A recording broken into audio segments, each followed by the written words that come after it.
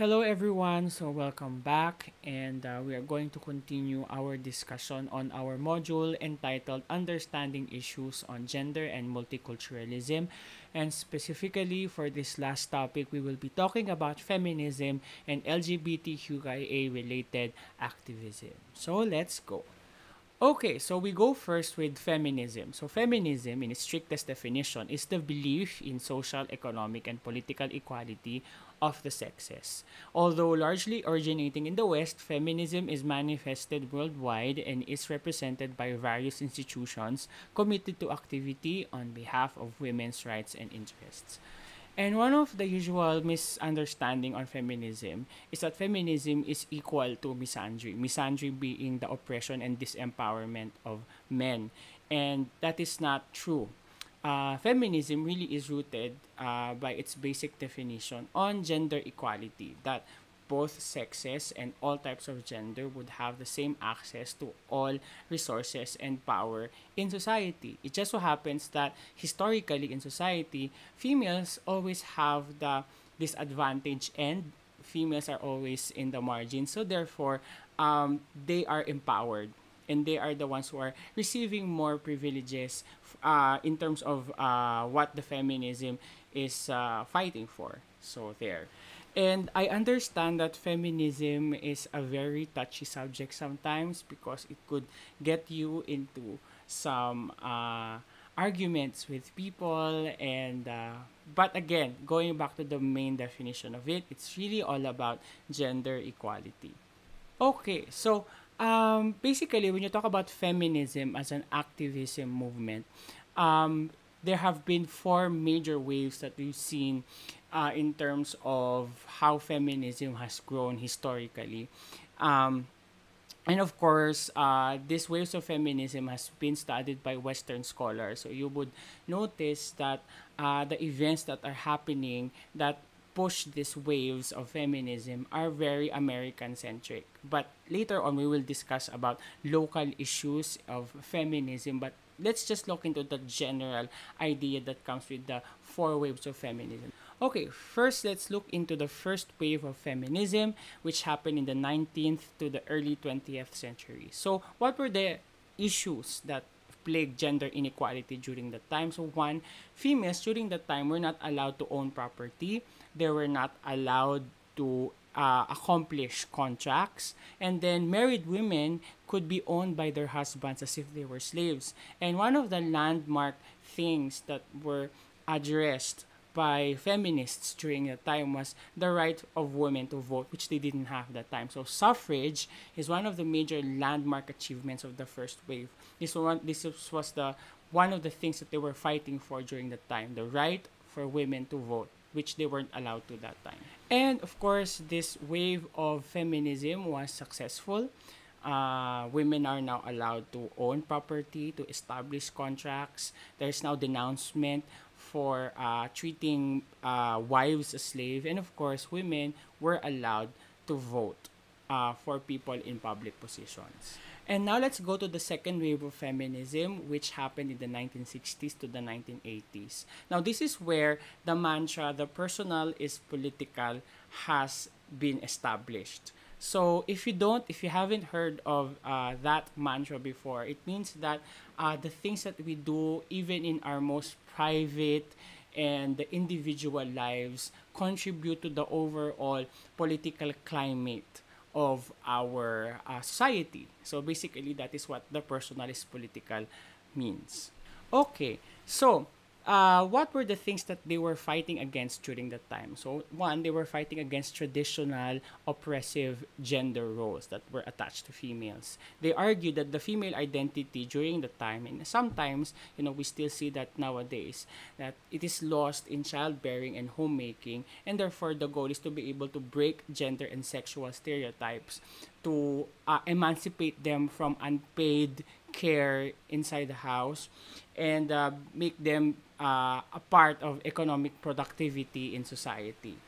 Okay, and one of the landmark things that the second wave feminists were able to address is the unequal pay for men and women during that time. So they fought for having equal pay with their male worker counterparts. And they also argued against the sexual and domestic abuse that happens in the home and, of course, in communities during the time, which again still happens at this day and age. And then also, second wave feminists were also arguing for reproductive rights of women. So ability to for the government to support family planning, birth control, to be able to support contraception, is something that second wave feminists were fighting for because again, they want to break the traditional gender roles that females are just beings that are used for procreation, and that this is a way for women to be able to reclaim their bodies, to be able to have control over their bodies in terms of the extent to which they're able to procreate. Okay, so now let's look at third wave of feminism, which happened in the 1990s to the dawn of 21st century, which some of you might have already been alive then. And this wave of feminism is very much related to the postmodern philosophy. This is very much in line with the contemporary historical period. And basically, the third wave of feminism challenges heteropatriarchy and hegemonic masculinity. So basically, it now argues that it's not enough for women to be given the right to vote, reproductive rights, and also equal pay, and increased engagement in civil participation, but also to be able to break down patriarchal structures that maintains the different oppressive structures and oppressive practices against women that are still a part of their experiences on a day-to-day basis. And therefore, a way of looking into breaking heteropatriarchy and hegemonic masculinity is to start with deconstructing the language that actually oppresses women. So basically, third wave feminism was one of the first movements that tries to remove derogatory terms. Like for example, the use of bitch or slut are denounced. Okay, and at the same time, making sure that some languages become gender neutral. Like for example, we no longer use policemen, we use police officer. We no longer say chairman, we say chairperson, etc., etc. So making terms more gender neutral as to not really say that this is a male-dominated field is very important during this time. This is where politically correct terms started to spring up, because again, oppression starts in language, so that has to be corrected according to third wave feminists. And of course, sexual liberation, giving women the right towards their bodies, being able to make them decide the right time where they want to become sexually active, reproductive if they want to be, giving that choice to women towards the control over their sexual selves is something that the third wave feminists started looking into. And of course, third wave feminism also exposed the objectification of women in media, in advertisements, in movies, in print ads. Okay, so this was the time that they were saying, you cannot enrich capitalist gains by exploiting the bodies and the dignity of women. Okay, and then also third wave feminism moved for or fought for women representation in all sectors, meaning there should be gender equal representation in political spheres, in social spheres, and economic spheres. And of course, still reproductive rights, to be able to have access to the type of family planning that they want is also very important. And one of the things also that third wave feminists were able to look into and fight against is the feminization of migration. So during the third wave of feminism, this is where we see a lot of poorer nations sending female workers to richer countries for them to work for their families back in the poorer countries. One of the countries that basically sends human labor to other countries is the Philippines, India, most Southeast Asian states. And according to third wave feminists, this migration of labor heavily impacts females as well, because when they go to another country, especially in countries which are very masculine and heteropatriarchal, like Saudi Arabia, females have lesser protection, especially if they're immigrants in that country. They have lesser protection also from any type of abuse, economic abuse, physical abuse, sexual abuse. So it's very important, according to third wave feminists, to give more attention to migrant females who are in countries wherein they are more vulnerable. Yan. Okay, so now let's go to fourth wave feminism, and this is the feminism that we are experiencing now. So this happened in 2012 onwards, and this is where we started to make use of intersectionality as a framework to be able to advance women's rights. So again, when you want to advance women's rights, you don't look at women as just women. We also look at the other vulnerable social identities and social backgrounds, like their race, ethnicity, their trans or cis status, their ability, their religion, as potential sources of oppression, of privilege, and to be able to advance policies and activism from learning how these different identities intersect in the experience of a particular group of people. And then, of course, there's also criticism during this time against white feminism, because in the first, second, and third wave of feminism, most of the ones talking for feminism are white, straight feminists.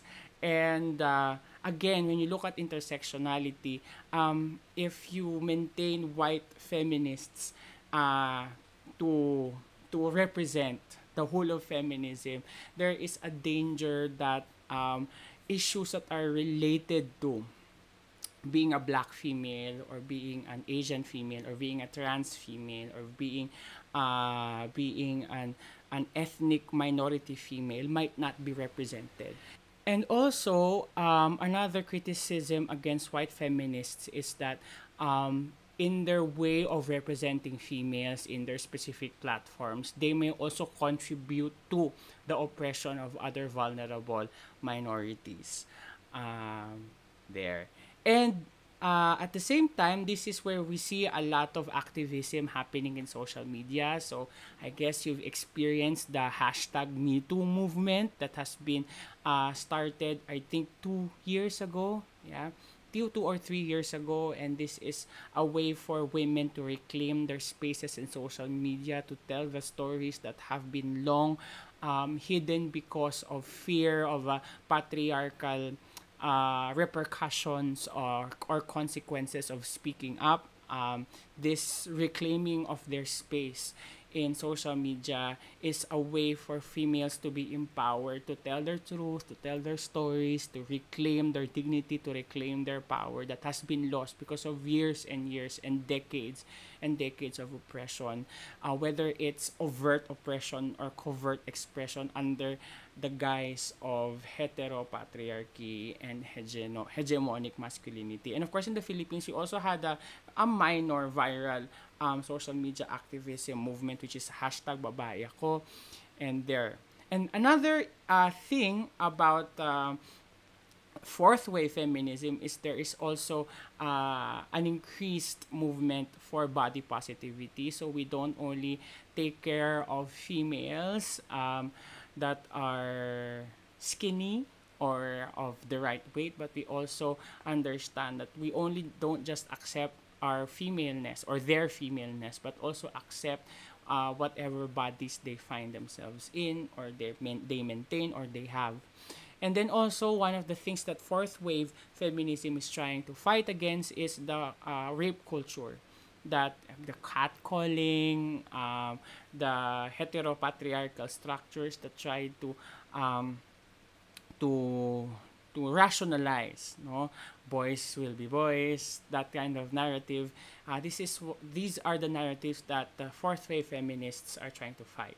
And then again, there should be increased media and multi-sectoral representation. So again, we can just look into like how the clamor that we hear when there is tawag dito, when there are female directors that were not nominated in the Oscars, etc., etc. So and also if there are politicians that are women that are not given voice. These are also some of the things that the fourth wave feminism is trying to look into. And also one of the things that is a little bit sensitive for some of the early waves of feminism is trans-inclusive feminism. Means that feminism in the fourth wave feminism must not only look into cis women but also trans women. And within the community of feminists, there's an argument whether or not trans people or trans women must be included in the narrative of feminism. But again, more liberal forms of feminism usually fight for trans people as well. Now, let's go to the different streams of feminism. So we had waves, now we look into streams, meaning what are the philosophies behind the feminist movement. So there are three. We have liberal, radical, and cultural feminism. The first one is liberal feminism. Basically means that liberal feminism integrates women more thoroughly into the power structure to give women equal access to positions that men had traditionally dominated. So, liberal feminism is about equality. While radical feminism argues that hierarchical and traditional power relationships and gendered life are patriarchal and must be dismantled and reorganized. So it's really radical feminism, just like any form of radical activism, wants to shake the system. No, radical feminism is not very happy about capitalism because capitalism, they equate this to patriarchy. So in order for females to regain their power, to reclaim their space, the whole system must be changed. So that's radical feminism. And between radical and liberal feminism, radical feminists are the ones who are not very trans inclusive because they're very suspicious about including those who are male at birth in the movement. So there. Next, we have cultural feminism, which rejects the notion that men and women are intrinsically the same and advocate celebrating the qualities that are associated with women. So cultural feminism is little bit leaning towards traditionality. Like for example, men celebrating their manness and their masculinity, their dominance and their instrumentality, and women being celebrated for being the caring, expressive people that they are traditionally known for. But again, cultural feminism might be good for indigenous related feminism. Like for example, some ethnic minorities would really consider that these are normal things that females do in their community. But generally for mainstream feminism, this is something that they reject, the traditional gender roles. So do you have there liberal, radical, and cultural feminism? So in summary, so first wave feminism, the landmark thing that they have addressed there is suffrage for women. For second wave feminism, it's equal pay for women and men. For third wave feminism, it's about fighting patriarchy. And fourth wave feminism is really about intersectionality. So those were like the main landmark things that were addressed by each wave of feminism. So there you go. Okay, now let's look into the history of feminism in the Philippines. So pre-colonial Philippines, the females had good standing in society. They were respected as leaders, as prayer leaders, as babaylan. However, when the colonizers came here in Hispanic Philippines, women were chastised, women were oppressed based on Christian and Catholic dogma and based on Eurocentric standards. So the power that the babaylan women used to hold were subdued by the colonizers. However, in the times of revolution in the Philippines, women have reclaimed their power by being able to be substantial parts of the revolutionary movements like Teodoro Alonso, Gabriela Silang, etc. And then eventually, after gaining independence, of course, the females in the Philippines were starting to gain also empowerment until, of course, the time of martial law. And one of the main people, or the main persons who were standing up against martial law during the EDSA movement were also females.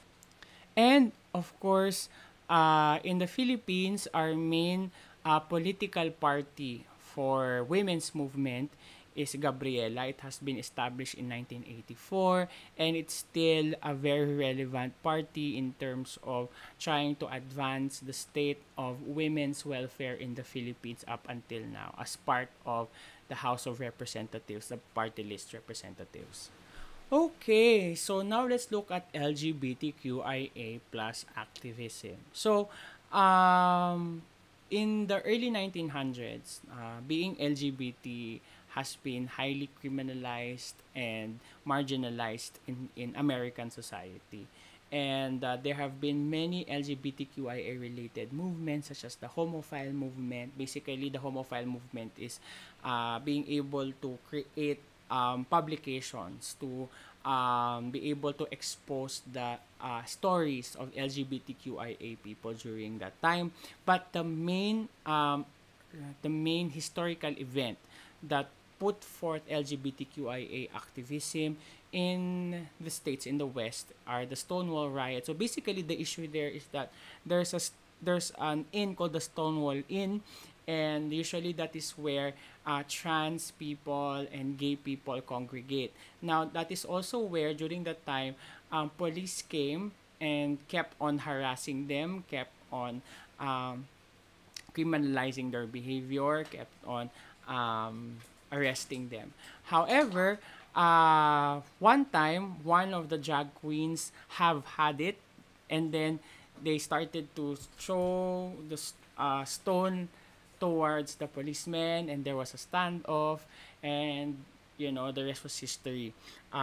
So that had become an historical landmark in the United States, because that is where LGBTQIA, one of the noted historical moments of LGBTQIA activism during that time.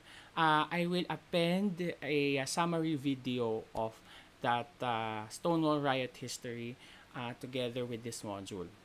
Okay, and then one of the landmark achievements of LGBTQIA activism was that APA, or the American Psychological Association, had removed homosexuality as a mental disorder in 1973. So basically, it decriminalized and destigmatized homosexuality, increases the normalization of same-sex sexual desires among people. And then, of course, after the Stonewall riots in the U.S., they had the Gay Liberation Front, which is basically another large activist movement that pushed for policies that protected LGBTQIA people. And then, of course, in the West, that is also where Gay Pride, or basically now we know as the Pride March, happened, which is basically a protest movement. So we always have to remember that when we attend Pride marches, that it is not only just a fanfare, or it's not just a show of colors and nice costumes or nice flags and nice banners, but actually Pride march is a protest historically, and it has to be maintained that way. And basically, the goal is to put forward issues on LGBTQIA people and to protect their rights as well. Next, another historical landmark in LGBTQIA activism is the HIV and AIDS era. And as we all know, the first group that was affected by the disease were gay men.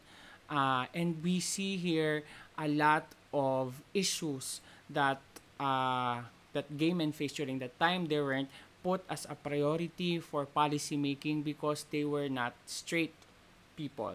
And when HIV and AIDS started infecting straight people as well in America, that's the only time that the government included it in their policy. They started funding works for HIV and AIDS cure and treatment and prevention. And then one of the reasons why we have free antiretroviral therapy for all people living with HIV is because of all the LGBTQIA activists who have attended all the HIV WHO conventions on HIV to fight that the government should be able to produce policies in order to provide people who are living with HIV the treatment that they need for them to be able to live longer and satisfying lives.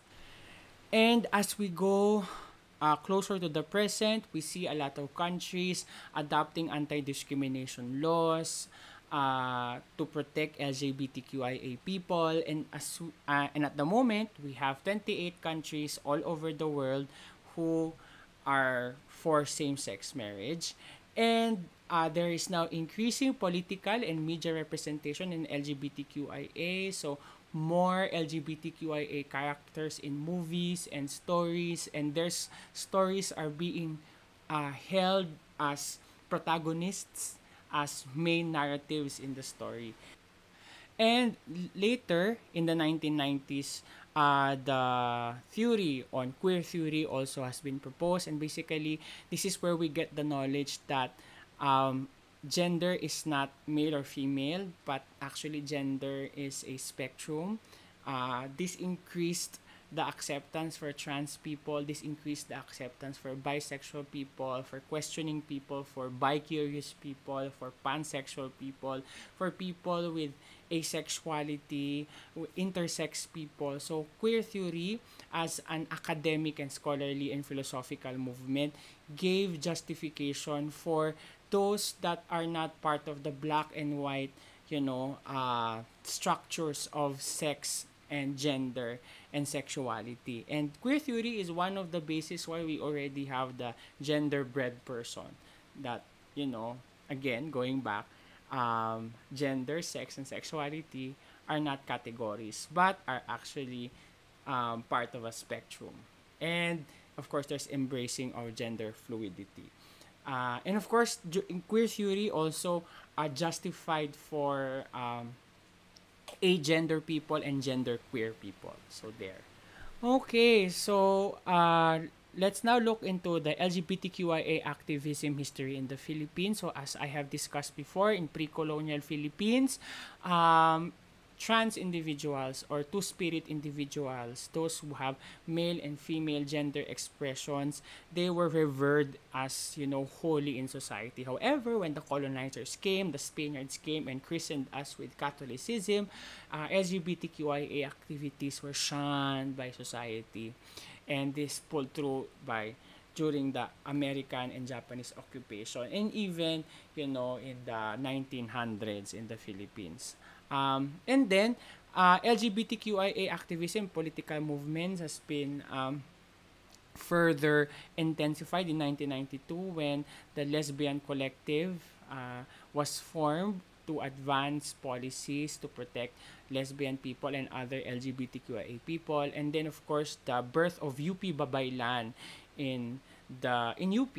And basically, since 1992, they have been working to protect the welfare of LGBTQIA persons in the Philippines. And then, in the Philippines, we had our Pride March in 1994, and proudly, the Philippines is the first and longest Pride March in Asia. I just don't know if we'll have our Pride March in June, considering the situation, but still, we have that historical landmark.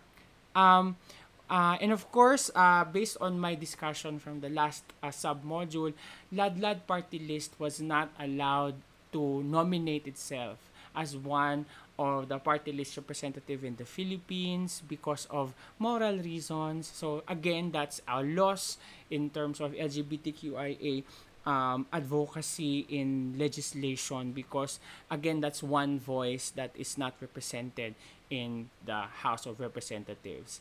And some of the legal advancements that we've had for LGBTQIA in the Philippines, we have the Reproductive Health Act, which also covers for young ladies who are LGBTQIA, and HIV and AIDS Act, which again increases protection against sexuality related stigma. Okay, but in the Philippines, civil union for same sex is not yet allowed. Now, at present, what are the movements or the legal movements or advocacies that is being done in the Congress and the Senate? Of course, we have the SOG Bill, and again, this is not very much supported in both houses because there are so many senators and congress people who are very traditional. Anyway, so what are the important things that we can find in SOGI bill, and just to inform us of, is it really something that will harm the straight population, or it's really just to protect people who are LGBTQIA? So again, it deals with gender profiling, meaning you cannot be discriminated in employment and education because of your gender status. Denying or revoking professional license or clearance because of being LGBTQIA is not allowed by SOGI bill. So I think that's just okay. I don't think there's anything wrong with that. Denying access to public service, including military service, including SOGI as a criteria for human resource action. So meaning, you cannot be denied public service if you are LGBTQIA. So even if you're trans and you have a health problem that is related to your trans condition, public hospitals and public servants cannot say no to you when you ask for help for purposes of LGBTQIA, which again is experienced by LGBTQIA people. Now, refusing admission or expelling a person from any education or training institution, LGBTQIAs are not supposed to experience that, but they experience that in certain education institutions. So SOGI bill protects that. Also, SOGI bill protects against denying a person access to public or private medical and other health services open to the general public for being LGBTQIA. So, I think we have to continue to support the passage of the SOGI bill. I think it's very important to have LGBTQIA people protected because they are very highly vulnerable. They have increased exposure to oppression. They need legislative protection from these usual oppressions that they are exposed to.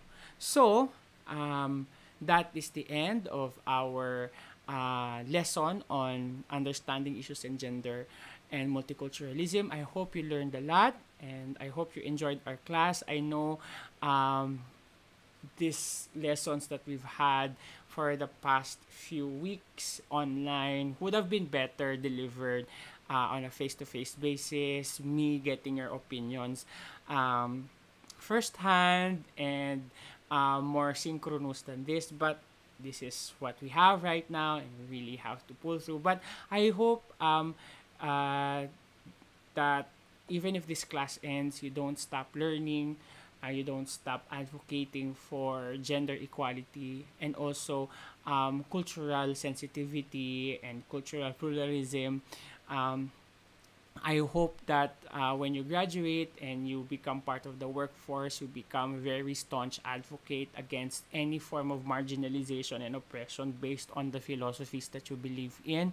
And I'm pretty sure that these lessons that we've had, and of course your learnings that you will have in the future as you go along with your lives, will be able to equip you in terms of protecting yourself from oppression and protecting others from oppression as well. So again, I hope that you are all safe and healthy and happy during this time, and I hope to see you one day in campus when everything is normal again. So bye.